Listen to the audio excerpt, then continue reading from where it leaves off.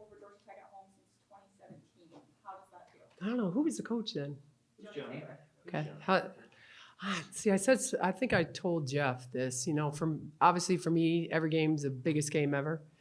But for me, it just brings back memories when I played here. And it was, yeah, you guys weren't even born, but it was Barbara Boots and Dolores Boots. And it was always about the pair of boots and the rivalry and all that good stuff. So that's how I remember it, you know what I'm saying? But I'm just so happy for our team because they're very selfless. They just, they were face guarding Danny, you know what I mean? And they just stayed the course for her. And, she was cool about not having to score in the first quarter. And we were getting some open looks because they were face guarding her, you know what I mean? So obviously, Danny went there, and I know the person that recruited her isn't there anymore, so it's kind of not her house anymore, you know what I mean? And she's just kind of made this home for her. So I'm excited for Danny.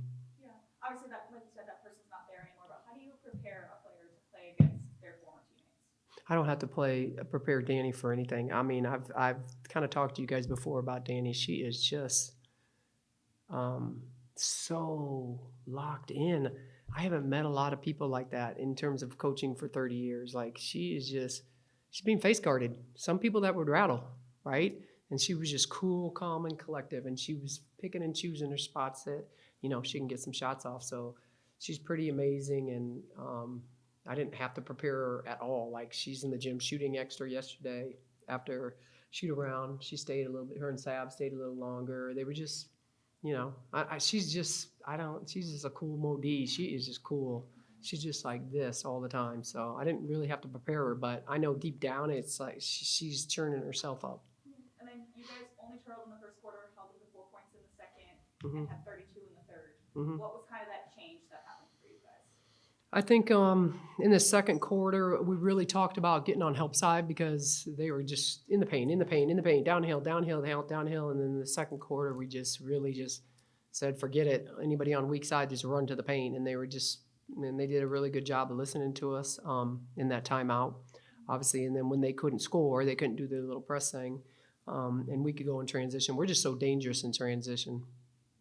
What is it like when you have three guards all capable of, putting in 20 or so? What does that do for you as a coach in terms of running an offense? You said 4 guards? Well, 3 guards in terms of. Oh, 3 guards. Yeah. No, it's great. Obviously, it's great and it's fun. I think Riley finally played like Riley today. But she also got to play like Riley today because of how they were guarding Danny.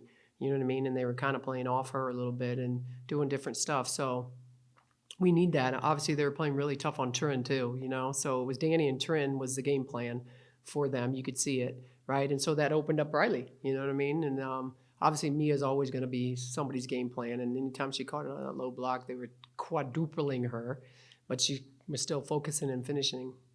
Like Trinity, I noticed your shooting percentage is way up from last year. Yep. Do you attribute that to anything in particular? Her name is Tawny Valerio, and getting in the gym and shooting with her. That's my assistant. But Trinity's she's super competitive. I think Danny, her, and me are so competitive, and Trinity just wants to do so well all the time. And today, she wanted to do well for Danny, for sure. So like that 18-1 run to close the first half, Trinity had 12 of those. Any of that, was that just them creating? Or in the first half? Yes. Okay. Close out the first half when you go to control the game for good. Was that predicated on anything in particular?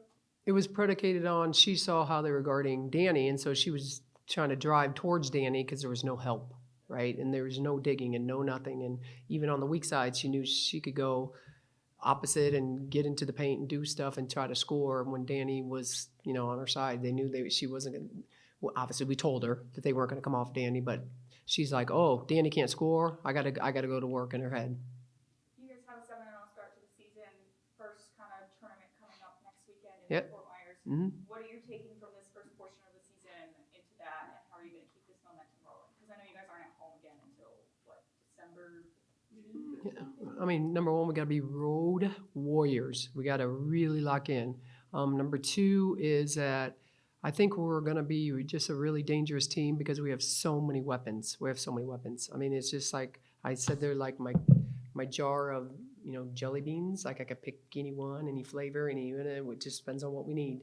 If I need to space the floor, I could pick 4 shooters. If I need rebounding, I could pick 3 other people. Just depends on what I need, right? And, I think what else was really good, their face guard and Danny, me is out of the game. And people just started stepping up. And I think that attributed to Trinity too, going to work because Mia was out now. So Mia's out, and those are 3 people that are kind of scoring all the time for us. And so I think Trinity just said, okay, I'm going to go to work until Mia comes back in. Do you think she's relishing playing alongside of? Absolutely, they love each other. They have so much. Can you tell they have so much fun together? So